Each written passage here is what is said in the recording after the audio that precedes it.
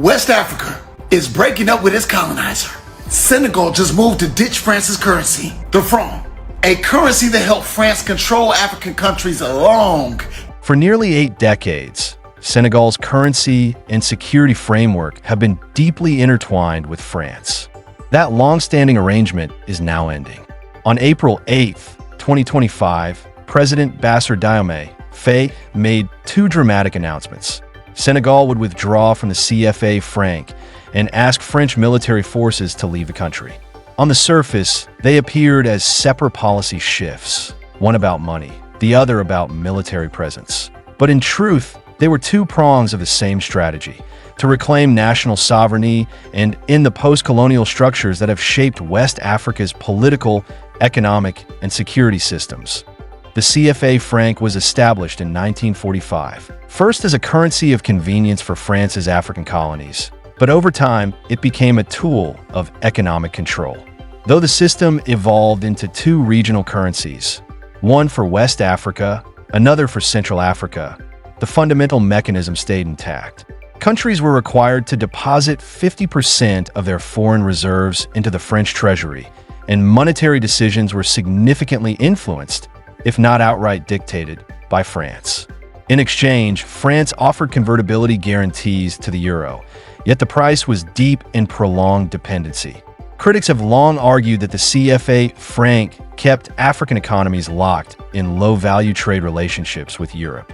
Countries like Senegal couldn't devalue their currencies to boost local industries or exports without outside approval. Economic levers crucial to development were effectively controlled in Paris. So, when President Faye moved Senegal out of that system, he wasn't just making a monetary adjustment. He was cutting the cord that had tied economic direction to external powers for decades. The military dimension carries a similar weight. Though French troops were nominally stationed in Senegal as part of a defense agreement, their presence had evolved into a symbol of incomplete sovereignty. Military facilities in Dakar and other key locations allowed Paris influence over internal security questions. During the Cold War, these troops were seen as indispensable. But now, in a different global context, they look more like relics of colonial protectionism, especially as other West African nations like Mali, Niger, and Burkina Faso have already expelled French forces. The Senegal's decision to follow suit places it at the forefront of an accelerating regional shift. More than just aligning with its neighbors, the move signals that Senegal wants full control over not just its finances, but its territorial integrity as well. In pairing these 2 decisions, economic withdrawal from the CFA and political military disengagement from France, the government is aiming for a rupture, not reform. The risks are high. Exit without a ready alternative could destabilize the economy, and losing decades of French security logistics could weaken national defense. But for President Faye and his administration, the potential benefits, sovereignty, economic freedom, and regional leadership, outweigh the dangers. Yet this bold decision raises an immediate question. What comes after the CFA franc? Senegal has proposed transitioning to the ECO, the long-anticipated common currency for the ECOWAS bloc. This initiative has been in the works for decades, and in theory, it's a far more Africa-centered alternative.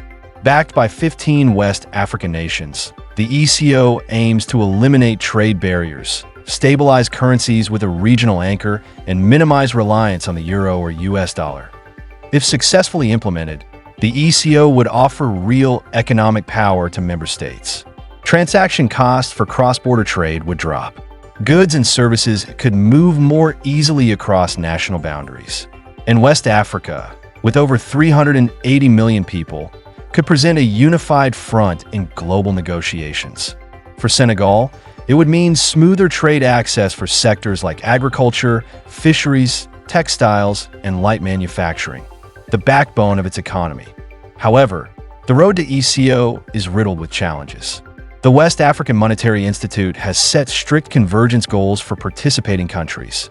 Inflation must remain under single digits, budget deficits below 3% of GDP, and foreign currency reserves must be stable. That's a tall order for many ECOWAS members facing political uncertainty, variable commodity exports, and high national debt. So far, Implementation has been delayed several times. Still, Senegal is pressing forward. The government is working to meet the criteria independently, cutting its deficit, diversifying exports, and reinforcing trade ties with ECOWAS neighbors. At the same time, it is launching a national education campaign to prepare the population psychologically and practically for the shift to a new currency. Because a successful transition depends not just on financial metrics, but also on trust and confidence. Citizens must believe the ECO is real, stable, and beneficial. Yet monetary policy is only part of sovereignty. The other crucial test lies in security. With French troops scheduled to depart by September 2025, Senegal must quickly build its own defense capacity. Luckily, its military is already among the region's most respected. But for decades it has operated with the backup of French logistics, air surveillance, naval patrols, and intelligence capabilities. Now, it must pivot, and fast. The government has endorsed a two-pronged security strategy. First, internal strengthening, modernizing equipment, boosting cyber defenses, expanding maritime patrols and special forces, and securing the country's coastline, where new offshore oil and gas discoveries make security essential. Second, embracing collective defense. Senegal is doubling down on ECOWAS's standby force and building closer military ties with immediate neighbors. This regional angle not only shares the burden, but also promotes West African autonomy in defense policy. Beyond the region, Senegal is diversifying its military partnerships. Countries like Turkey, China, and Brazil are becoming new training and arms providers. Turkey has already supplied drones and armored vehicles across the Sahel, while China is known for offering surveillance and communication infrastructure without flashy geopolitical entanglements. To avoid becoming reliant on new powers, President Faye's strategy also includes building domestic defense industries, producing uniforms, parts, and even light vehicles locally to keep more military spending within Senegal. Crucially, the government is also investing in intelligence independence, an area previously dominated by French networks. Enhancing surveillance across borders, waters, and cyber domains will be essential to prevent smuggling, illegal fishing, piracy, or insurgent infiltration. A secure Senegal must be able to detect threats early and respond independently. But what happens when the old alliances end? Who does Senegal look to next? The answer is increasingly clear: BRICS. The emerging bloc of Brazil, Russia, India, China, and South Africa now forms a cornerstone of Senegal's new international strategy. This move isn't a rejection of the West, it's a recalibration. France's dominance is being replaced with a diverse portfolio of partnerships. Largely centered in the global south, BRICS nations offer more than just capital. They symbolize an alternative development path, one where infrastructure, energy, and technology deals can be negotiated on equitable terms. Already, China is heavily involved in Senegalese infrastructure, from roads to conference halls. Russia is offering energy and military technology. Brazil is stepping in with agricultural tools and innovations. India brings strength in digital technology and medicines. South Africa serves as a bridge to African-wide trade platforms, particularly the Continental Free Trade Area. Even more crucially, Senegal is eyeing the BRICS-backed New Development Bank, NDB, as a source of funding free from the austerity strings of the IMF or World Bank. With its natural resources, stable governance, and strategic coastal position, Senegal could play a gateway role between BRICS nations and the ECOWAS region. Not just economically, but diplomatically too. Still, the BRICS pivot brings its own set of risks. These countries have internal rivalries, shifting policies, and global controversies. Russia's actions on the world stage make it a diplomatic gamble, and reliance on Chinese capital has come under criticism in other regions. To address this, Faye's administration is pursuing a multipolar strategy, balancing all BRICS members while also fostering ties with other emerging powers like Turkey, Indonesia, and Mexico. The goal is not ideological alliance, but strategic plurality, ensuring Senegal isn't caught in any new dependency traps. Domestically, these foreign policy moves raise expectations. The reforms have been framed as a revolution in sovereignty. People will want to see results: better infrastructure, more jobs, access to energy, and enhanced public services.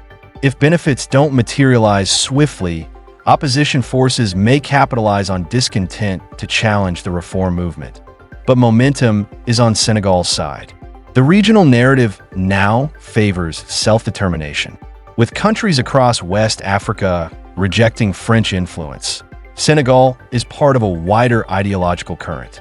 If well managed, this could lead to coordinated economic and security policies in the region, giving greater leverage to all ECOWAS members. Dakar, with its cultural clout and political ambition, is ideally placed to lead that charged out long-term success. However, hinges not just on policy, but on public participation. Sovereignty can't be dictated, it must be built. That requires fighting corruption, deepening local governance, and making sure the transition isn't just a government initiative, but a nationwide effort. True autonomy lives in public ownership of national direction. Senegal now stands at a historic turning point. The old post-colonial framework is fading. In its place, a new model is struggling to be born, anchored in regional cooperation, diversified diplomacy, and national self-reliance. Whether this transformation leads to real freedom and prosperity will depend on decisions made in the years ahead. The journey will be watched across Africa and beyond.